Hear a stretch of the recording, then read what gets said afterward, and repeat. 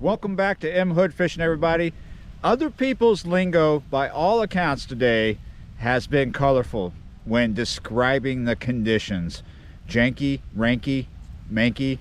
I threw that third one in there just because, yeah, you're right, that's because it is janky, ranky, and manky. It's that kind of day. So, what does all that lingo mean?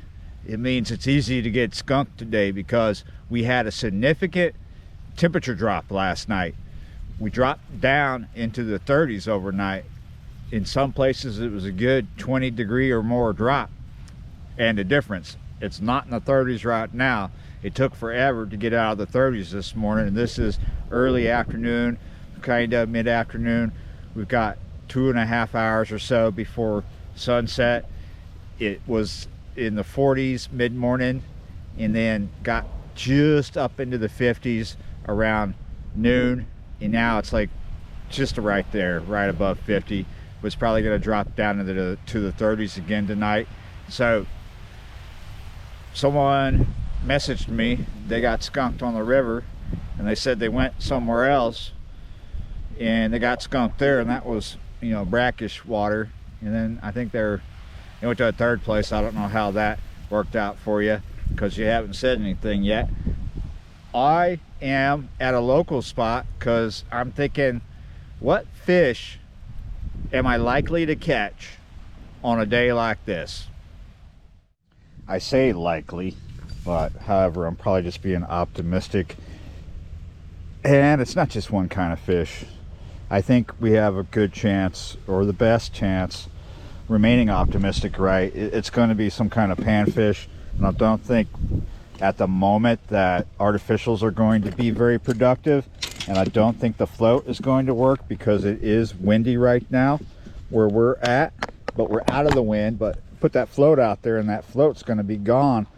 We don't need that, so we're going to drop shot because I'm thinking the fish are probably hanging out towards the bottom, and we'll just perch jerk for them.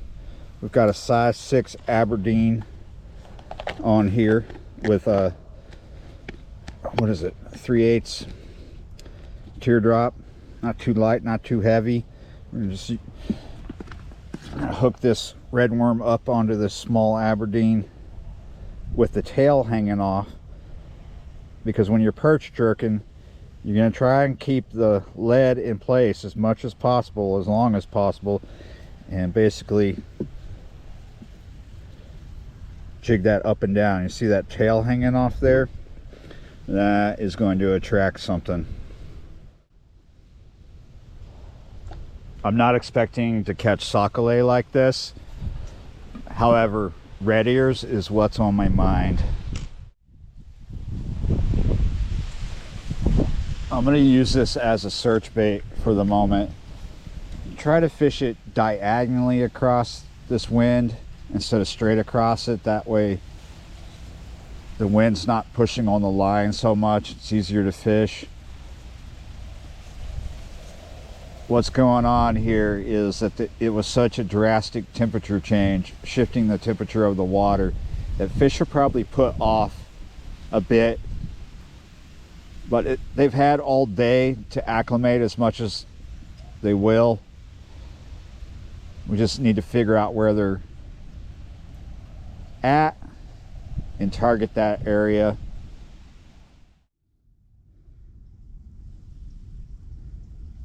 That wind is dying down a little bit.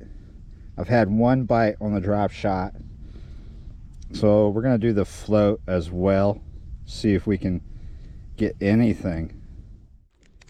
Whoa, just like that. What do we got? Oh, yeah, you're right. Fish is a fish on the drop shot. Little tiny piece of worm left on that hook too, because the first bite took that wiggly bit of tail I had hanging off.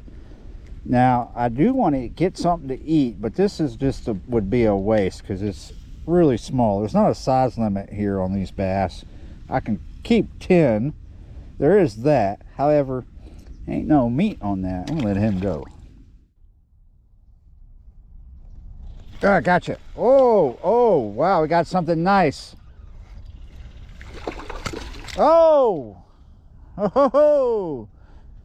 That was nice. I am encouraged now. Motivation. It's racing through my blood right now. My veins are pumping. That was big enough to eat, and it's not bad that I lost it. It is bad that I lost it, but that happens, right? What's good about it is that I now know that I'm not off track here. I'm not off base. That was a big red ear, and that's what we're here for.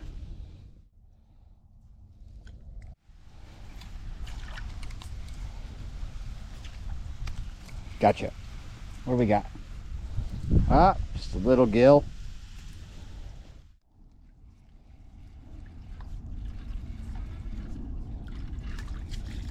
Yeah. Whoa. Finally. Not the biggest red ear, but that's big enough to eat. Yeah.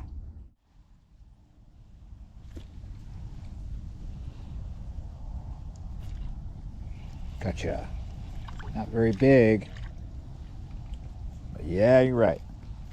I've been letting all the fish that I'm not going to keep to eat go. Oh, dang it, had a bite there. So yeah, letting him go. Oh yes. Yes, that is the size that I lost. Yes. All right. Wow, we got one that could barely feed me and one that could feed me a little more, you know. This is definitely a good one. Definitely good to pair this up with the other one, because one of these, especially a skinny one, is really not much, but there is something I want to get to before we lose the light. But I think we should spend a little more time maybe trying to get a third fish.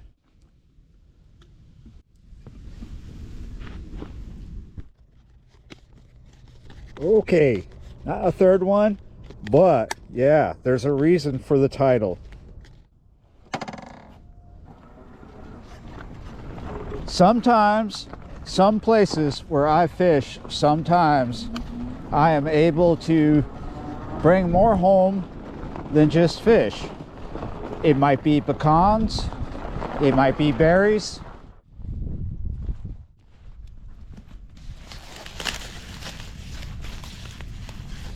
Okay, it might be turnips.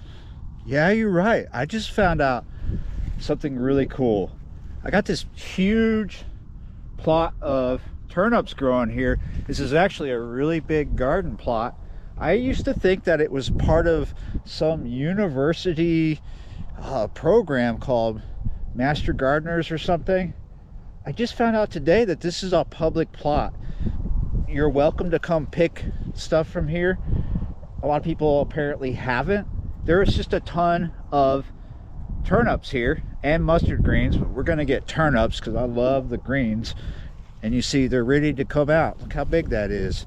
Yeah, you're right. But not only did I find out that this is public, that you're welcome to come get some turnips. Don't leave trash behind though, please. There's a possibility that yours truly could get a plot here, kind of like an allotment. I'm not certain on that, but seems like there's a possibility that if I get with the guy who runs this, that I could come here and grow some stuff. Yeah, I'm happy. This has made me really happy. I got a couple red ears to eat tonight and got some greens, so let's go do that.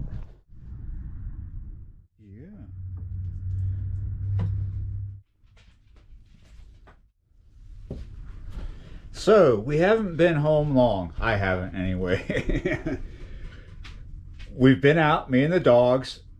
We just got back in. We were getting settled, and then all of a sudden chaos broke out. It has nothing to do with the front tire on the bike. There is a problem that occurred on the way home, and I am in the process of fixing it. It's nothing, it just was loose.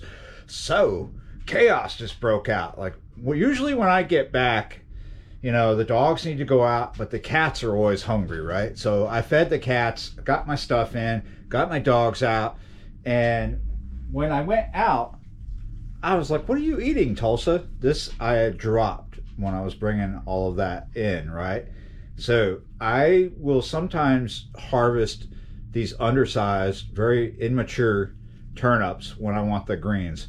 I decided to do it this time because there are so many in that plot that people might not pick because they haven't been. I decided I would take a few of these, just enough to make a bit for me, because these younger greens will come out really tender, whereas the older ones, like these really big ones, they're good too, but they're going to be better. So what was the chaos, Tulsa? Huh?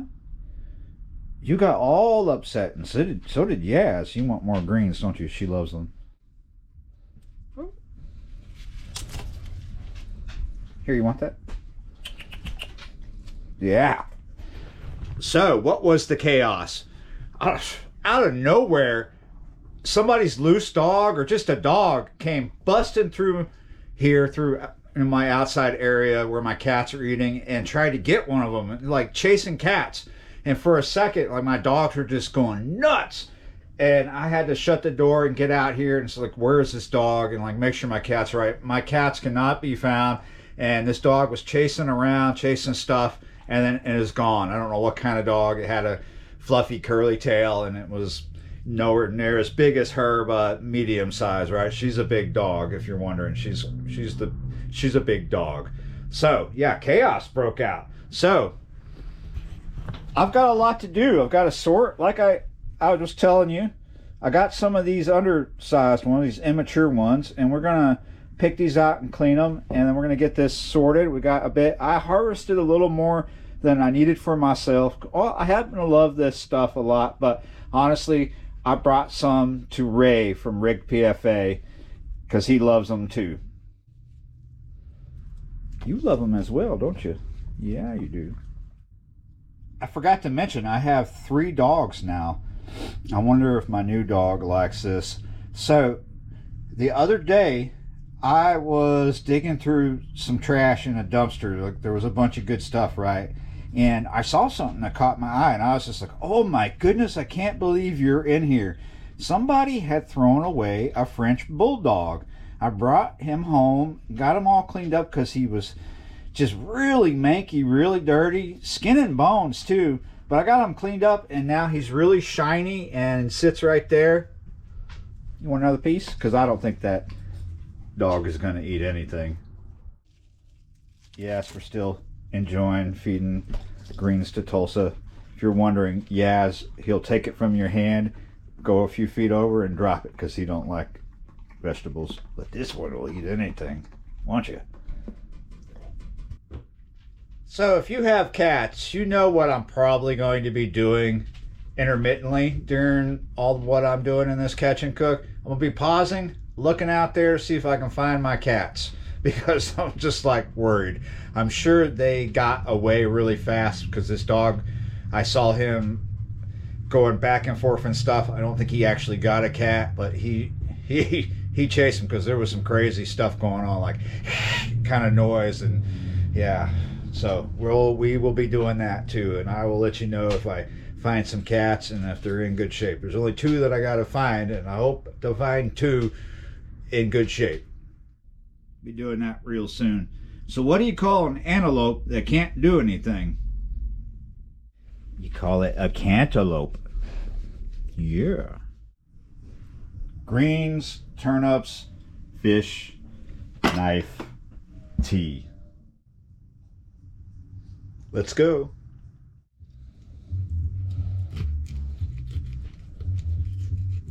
I bled these already. You know, rest his soul, Josh Shaka. Das was banging the walls in the bedroom, got the door shut. Dub plates too. Josh Shaka, the Zulu King. We lost him April 23, 2023. He'd been running a sound system in the UK for a very, very long time.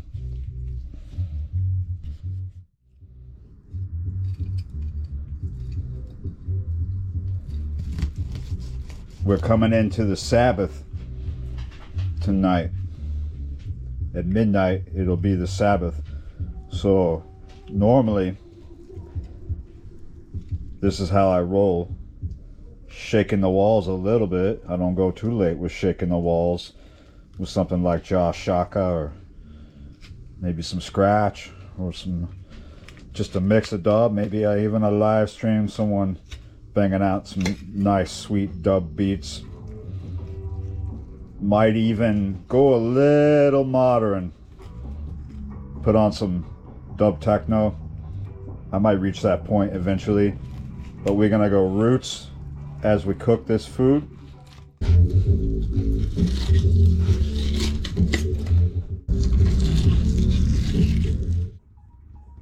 Soon there's going to be a really big, really strong focus on Redears because that's not enough meat. However, these things right here are going to be the heart of the meal. So we're going to go ahead and just season this bit of fish here with Old Bay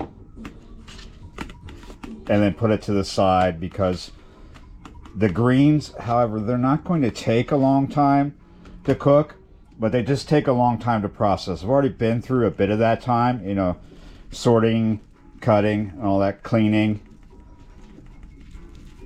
And now we have to cut more and do other things. So this can just sit here in this little bit of seasoning and get nice and spicy.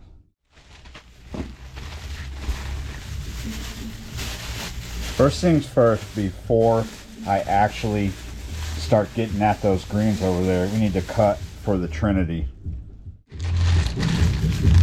Your trinity is going to be 3 things. That's why we call it a trinity. I've also heard it called a trilogy.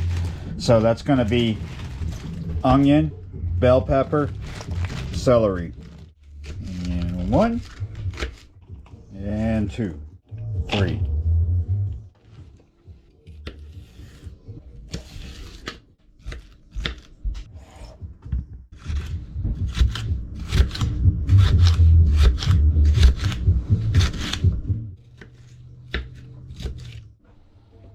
Okay, so we got some heat under this pan, right? Good amount of heat, because it was cold metal. It's a cold night. It's cold in here. And there's a fair bit of olive oil going in there. I'm going to drop that heat down a little bit to medium.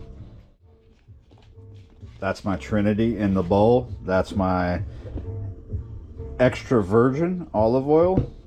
So since I preheated the pan, it's not going to take a long time for that oil to get hot. You can almost tell. You could see some steam coming off it. Hear that sizzle?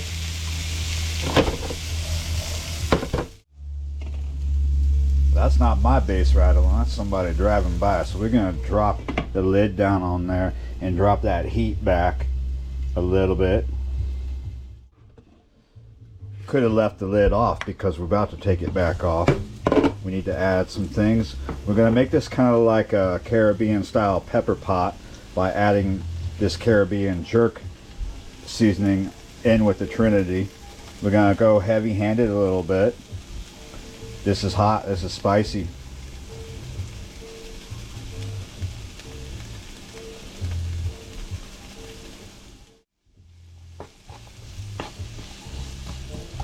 Mix that up. Probably don't even have enough in there, you know. You're gonna be thinking, oh, that's too much. But once you add the liquid and the greens and let it stew for a while, you might not even taste this. So use your own judgment. I know my judgment's in play right now, and I think we're there. At least there with that. Now we gotta add, if we can get the lid off. There we go, pop. This is a grinder, black pepper grinder. We got it on the biggest chunks gonna come out. That means you don't need to go too crazy.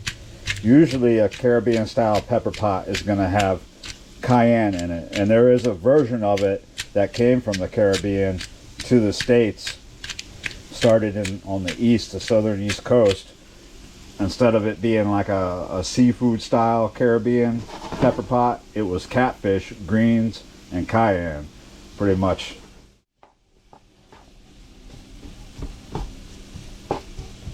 All right, so we are there. We are looking good, and we can drop that lid back down on there, and we're just gonna let that sizzle for a while. You're asking me how long is that gonna sizzle? Just long enough to do what I gotta do with the greens. So we are not cooking the whole bowl, but we will take a fair amount out. It looks like a lot, right? You gotta remember with greens, if you don't know, they're gonna shrink down to almost nothing. So it's not too much. We're gonna come across like this first, bunching it up.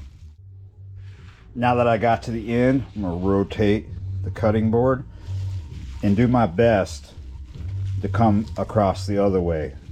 Long ways across. In my book, if it's haphazard and they're not all the same, that is great.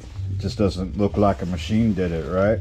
It's like home cooking, like how it should be, away from the machine. You are not the machine. You are the human machine sometimes. Back to this real quick, because you can't forget about it. You want to make sure that you're not burning it. It's okay if it browns a little bit. And sometimes that's what you want, but you just don't want it to be disproportionately burnt. You want to cook this slow. You don't necessarily have to render this down right now. We just want it to go for a little bit on low heat. We'll even kick that heat down, kick it back lower, put that lid back on, rattle it around, and it's going to be good. My little turnip pearls. I'm going to go ahead and cut anything off of them I don't want to eat. Any kind of bad spot. These little roots, they ain't really going to kill you, but some people like to clean them off there. And they don't have the dirt on them. But you see like this bit right here. Even though I was very careful about it, you know, cleaning them very, very good, could still have dirt down in there. Now that I got them prepared, we're gonna dice them. And we can do that kind of haphazardly. They don't have to be super small chunks. You can do whatever you want, but I'm gonna cut them down just a little bit more. Whoops, there's one for you, Tulsa. She's patiently waiting. You know, this is my second red bone, and my first red bone liked vegetables, whereas my little dog, that is a male, does not. And both my red bones have been females. I wonder if just red bone females like vegetables. I wonder if male red bones would eat a bunch of vegetables too, because both the females I've had, my first one and Tulsa, will eat any kind of vegetable but not garlic and not hot peppers. You can offer that and she'll sniff it and she'll, nah, I remember that time I tried that. I don't want that today. How about that carrot? She found that chunk and she chomped it, I should say. So maybe it's just because you're a girl, Tulsa.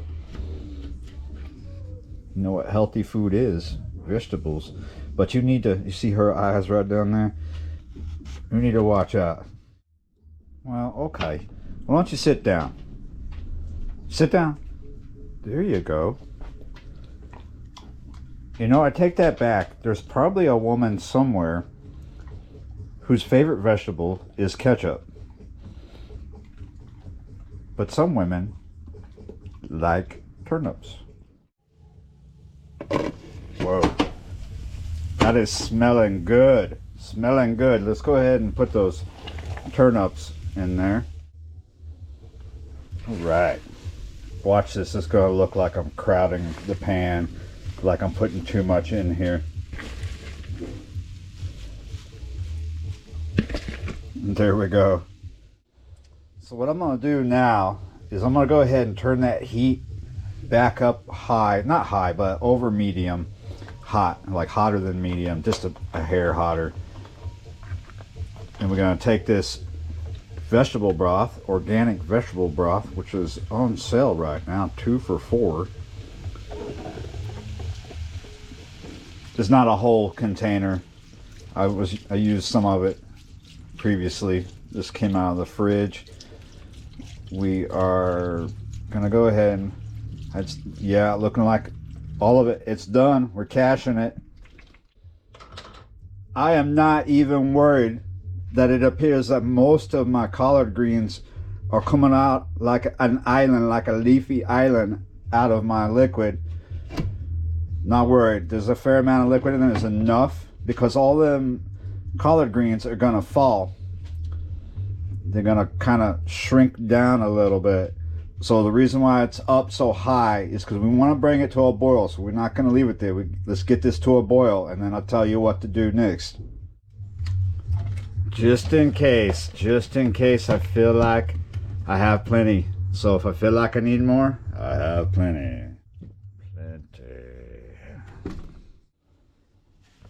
You always forget something. Should have added this previously. Not a lot, mind you. We're gonna judge out a pinch, about something like that, just to start. We can always catch up later if we don't have enough in there by taste. I'm just gonna sprinkle it through the palm of the hand. Boom, bang, boom. There we go. We're at that boil. It's not super rapid yet, but that heat is already starting to make these collards, turnip greens. It's already starting. Look at that. It's starting to shrink. Yeah, you're right. Let's let it get to a rapid. This right here is called orzo. It's pasta that looks like rice. Adding this might be what causes me to put more liquid in, because that's definitely going to increase in its size. Mix that in pretty good. Don't want it too clumped up in any areas. I'm going to try and get it even best I can. Sprinkling it around instead of pouring it in one area is key. Alright, so I'm calling that a nice rapid boil. We'll make sure that it is centered over the heat, and we're going to go ahead and drop that heat way down. We're going to go for 2 on this electric oven, so we just want it to simmer. It shouldn't take too long, 20 to 30 minutes. Sometimes you need to come and test, with a toothpick or a fork to see if the I keep wanting to call them collards.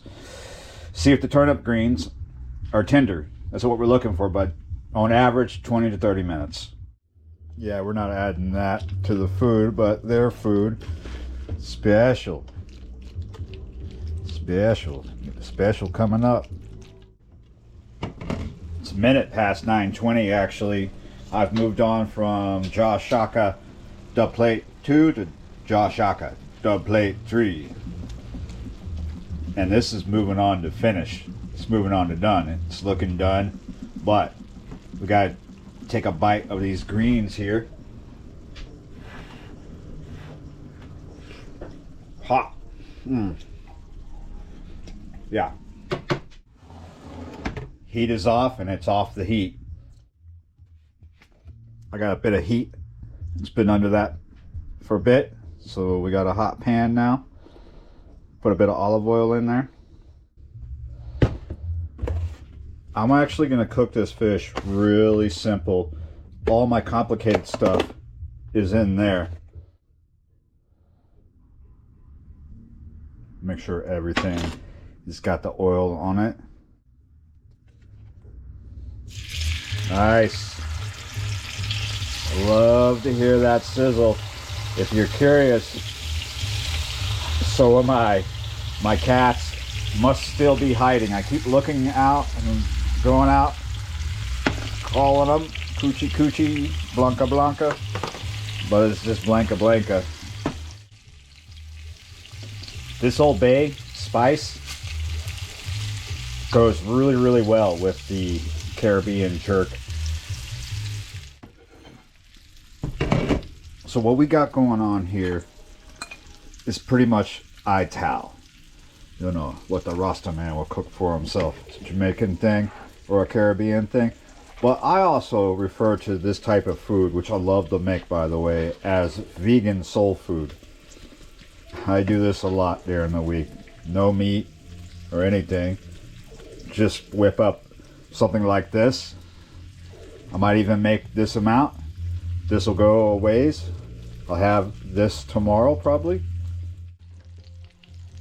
We gotta take this away from vegan food though. We're gonna put some fish on top. It's not vegan anymore, but still super healthy and down to earth. There we go. Vegan soul food with fish on it. So yeah, it's not vegan anymore, but that looks awesome. Let's get it in my mouth. That didn't sound right. All right, this first bite, just the greens.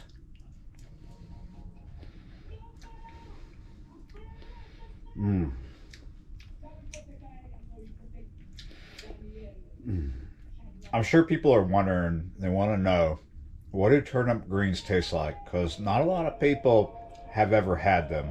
It's more common that they've had mustard greens, and then it would be collard and kale. Those are the ones that you commonly see in the store down here anyway.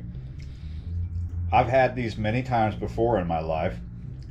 I am about to be 51, so yeah, I've had plenty of opportunity to eat these, and I've enjoyed them always.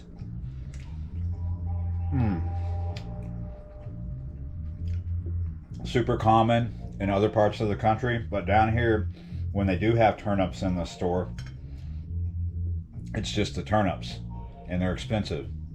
Here's a bite with greens and fish. Oh, I know people don't like me to talk when my mouth is full or when I'm chewing, but whoa, I just had to hold back there. Very good, very tasty. I can taste the black pepper that I put in here and the Caribbean jerk, but nothing super overpowering. I can also taste the turnips.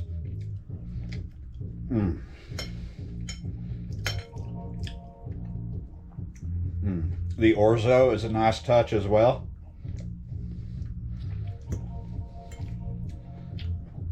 Starving. Yeah. All I had to eat before this today was a bagel.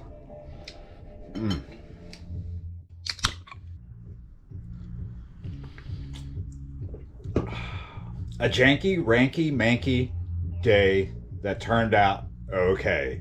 I'm actually really, really happy about it. And the subscriber who said he got janked and that it was ranked, he actually ended up finding a spot that paid off for him, and he brought home some catfish. So yeah, we all had to face we all had to face the I want to say something, but I can't. But you know what I mean. It was just shite.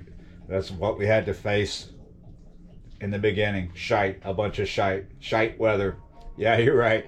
Thanks for watching, liking, sharing, commenting, subscribing, being a member of the channel, and I will see you next time.